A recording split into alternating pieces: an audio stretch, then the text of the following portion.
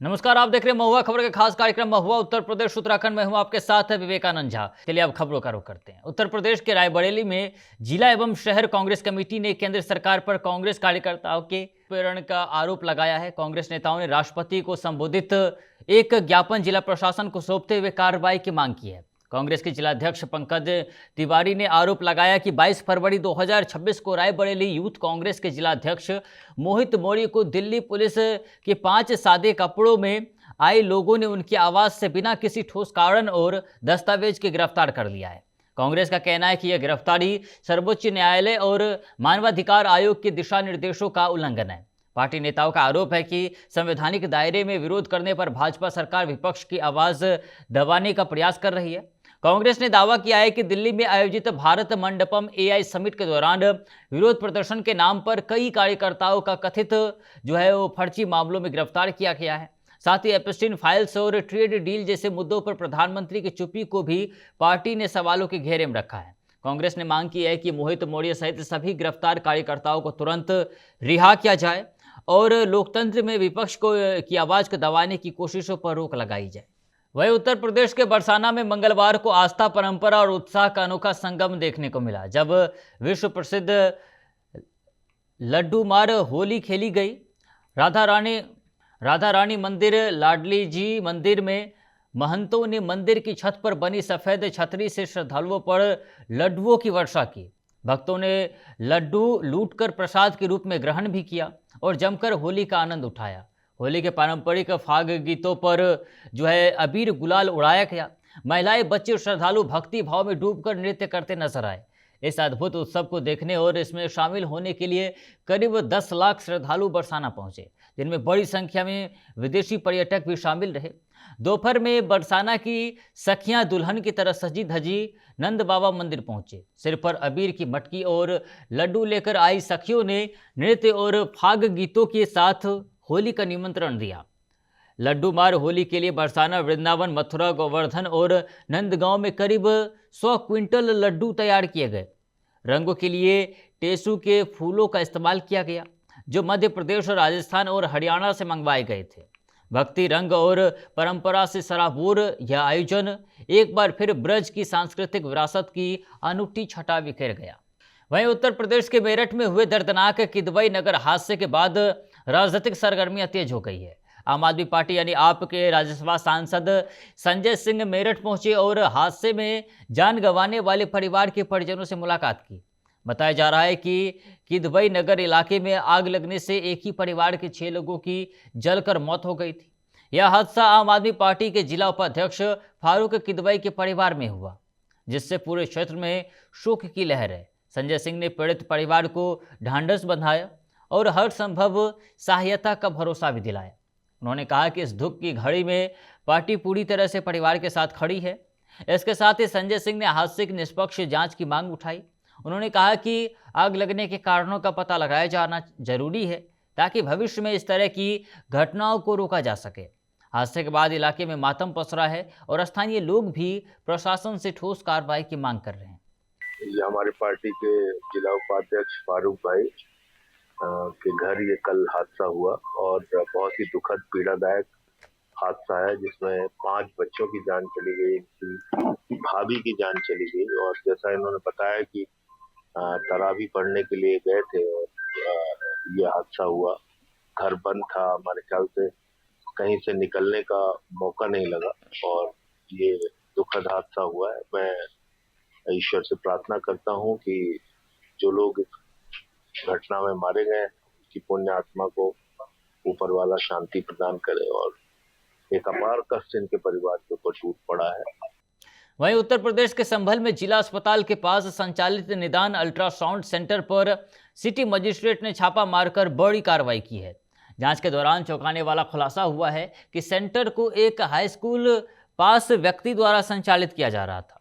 बताया जा रहा है कि लंबे समय से यह अल्ट्रासाउंड सेंटर बिना किसी योग्य रेडियोलॉजिस्ट की मौजूदगी से चल रहा था, साथ ही साथ जिससे मरीजों के जीवन के साथ गंभीर खिलवाड़ हो रहा था। शिकायत मिलने पर सिटी मजिस्ट्रेट ने मौके पर पहुंचकर जांच की। सूत्रों के मुताबिक डॉक्टरों को मौके पर बुलाया गया था, लेकिन वादा करने के बावजूद वह नहीं पहुंचे। इसके बाद प्रशासन ने सख्त रुख अपनाते हुए सेंटर को तत्काल प्रभाव से सील कर दिया। मरीजों से लिए गए शुल्क को भी वापस कराया गया।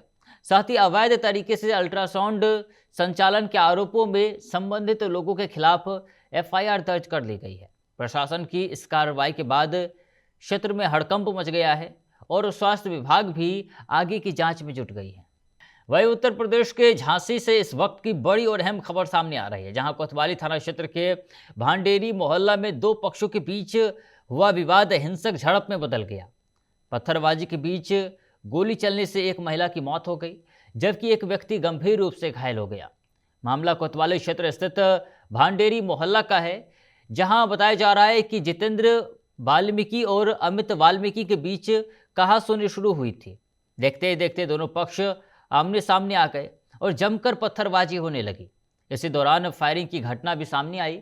गोली लगने से एक महिला की मौके पर ही मौत हो गई। वहीं एक व्यक्ति को गंभीर हालत में मेडिकल कॉलेज में भर्ती कराया गया है, जहां उसकी स्थिति नाजुक बताई जा रही है। घटना में कई अन्य लोगों के घायल होने की भी सूचना है। घटना के बाद इलाके में दहशत का माहौल है। सूचना मिलते ही पुलिस मौके पर पहुंची और हालात को काबू में किया। एहतियात के तौर पर पुलिस प्रशासन बल तैनात कर दिया गया है। पुलिस ने मामले में दर्ज कर जांच शुरू कर दी है और कुछ आरोपियों को हिरासत में लेकर पूछताछ की जा रही है।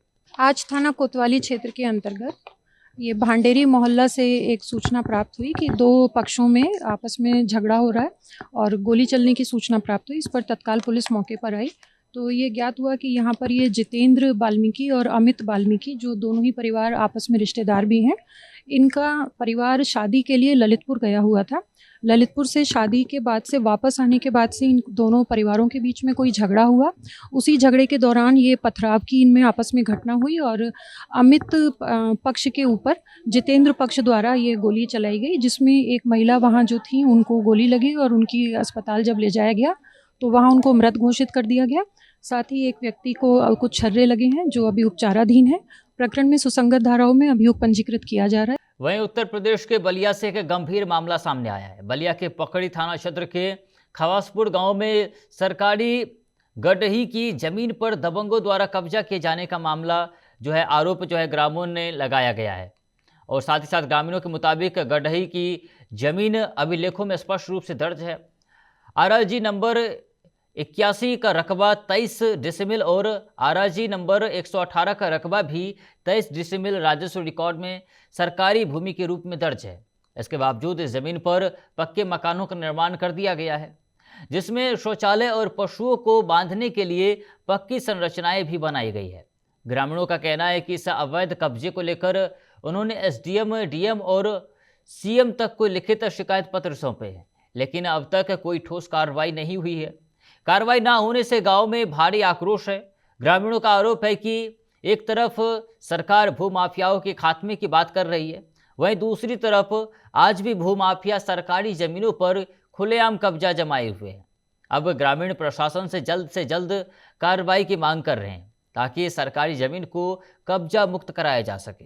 क्या मामला है? अभी आपके ग्राम सभा की गढ़ी को लेकर आपने शिकायत की, जिलाधिकारी से लेकर सब जगह की, लेकिन क्या आश्वासन मिला और देखा जा रहा है कि आप कोर्ट भी गए? जी, पहले तो मैं आपको ये बता देना चाह रहा हूँ कि हमारे गांव में 2 गढ़ी है, एक है 81 और एक से 18। उस 81 गढ़ी पे कुछ लोगों द्वारा प्रभुनाथ सिंह, हरिराम सिंह और हरिराम सिंह के द्वारा मकान, करकट शेड मकान डाल के कब्जा कर लिया गया है, जिस पे जिला पंचायत से एक रोड का भी निर्माण करा दिया गया है। रोड का भी हालत आप देख सकते हैं कि 1 साल में रोड टूट के एकदम गाड़ी में गिर गई है। वहीं उत्तराखंड में किसानों की समस्याओं को लेकर किसान मोर्चा ने बिजली विभाग के खिलाफ मोर्चा खोल दिया है। किसानों ने जगजीतपुर स्थित विद्युत उपखंड कार्यालय का घेराव कर जोरदार प्रदर्शन किया।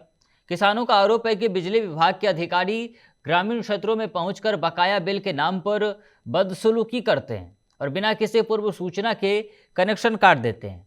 साथ ही किसानों ने 5 सूत्रीय मांगों को लेकर विरोध जताया और कहा कि जब तक गन्ने का भुगतान नहीं किया जाता तब तक बकाया बिजली बिल को लेकर किसानों को परेशान ना किया जाए। प्रदर्शन के दौरान किसानों ने विभागीय कार्य प्रणाली पर भी सवाल उठाए हैं और चेतावनी दी है कि यदि उनकी मांगों पर विचार नहीं हुआ तो आंदोलन और तेज किया जाएगा। वहीं विद्युत उपखंड के एसडीओ रूपेश शर्मा ने कहा कि किसानों की मांगें शासन स्तर से जुड़ी है, जो भी निर्णय लिया जाना है वह उच्च अधिकारियों और सरकार द्वारा किया जाएगा। उन्होंने बताया कि किसानों की मांगों से उच्चाधिकारियों को अवगत करा दिया गया है और जो भी फैसला होगा उसकी जानकारी किसानों को दी जाएगी। फिलहाल मार्च क्लोजिंग को लेकर बकायेदारों पर कार्रवाई जारी है, जिसके विरोध में किसान अपनी नाराजगी जता रहे हैं। तो महुआ खबर के इस खास बुलेटिन में इतना ही। ऐसे तमाम खबरों के लिए देखते रहिए महुआ खबर। नमस्कार।